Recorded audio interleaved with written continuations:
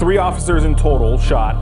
One of them, at least one of them, and it could be that all 3 of them end up being from K-9 Division, but at least one of them from LAPD's K-9 Division during this operation. A number of officers were shot earlier this evening, and we are expecting to get an update from authorities. Last night, an hours-long standoff. Skyfox captured the scene from overhead. The LAPD SWAT team moved in. Just a routine K-9 call. Hollenbeck requested K-9 for a felony warrant suspect that their narcotics unit was chasing. They contained it pretty well. They kind of knew what direction he had gone in. We had our guys formulate, a plan, and we went for it. We began to look for this individual throughout this small contained area within this perimeter within Hollenbeck Division. And it came down to an area where it was basically like a 2-story apartment building off an alley. It was just a normal search for us, and everything was no big deal. And then it became a really big deal really quick. We went inside and we searched this location, and this individual was just on a bed.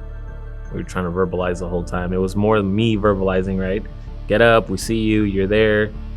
No movement, so we deployed gas, and then he moved, and so he kind of secreted himself behind a little wall, and then, we deployed a little bit more gas, and then the game was on. He started firing at us. All of a sudden, I heard a shot go off, and that first shot I felt an immediate impact in my lower stomach. I remember getting shot and acknowledging that I was shot, and then being really worried that guy was going to come through the door and try to shoot me or shoot my teammates. And so I did what I felt was necessary to protect myself and them.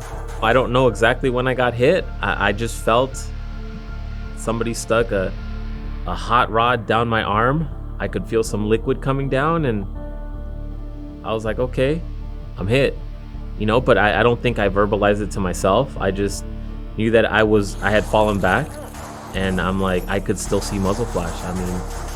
And I'm like staring at the muzzle flash, and I'm like, okay, we got to get out.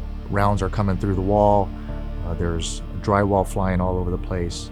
I could hear rounds passing over me.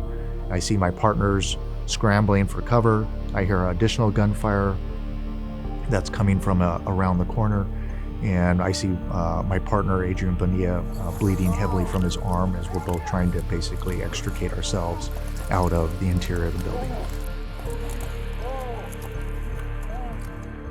It doesn't change what I would go out there and do again. I'm grateful for the opportunity to, grateful, humbled to be a recipient of the Purple Heart. And it does mean a lot. So for me, receiving this award, for me personally, it's a sign of accomplishment that whatever was brought my way, that I was able to survive one way or another. So I'm extremely grateful to be able to receive an award like this. I read a book by a former military guy, and he was Purple Heart recipient, had a pretty traumatic caper, and he said it best. He said, you don't take the Purple Heart for yourself, you take it for all the people that stood behind you to get to where you are today.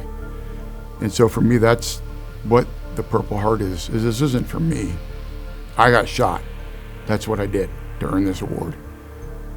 But I have teammates that helped get me out. I have firefighters that helped me get to the hospital, countless nurses and doctors, my family, of course, first and foremost, who stood behind me, occupational therapists, the police psychologists. Those are the people I take this for. It's not for me, I didn't do anything. It's for them that helped me get back to where I am now.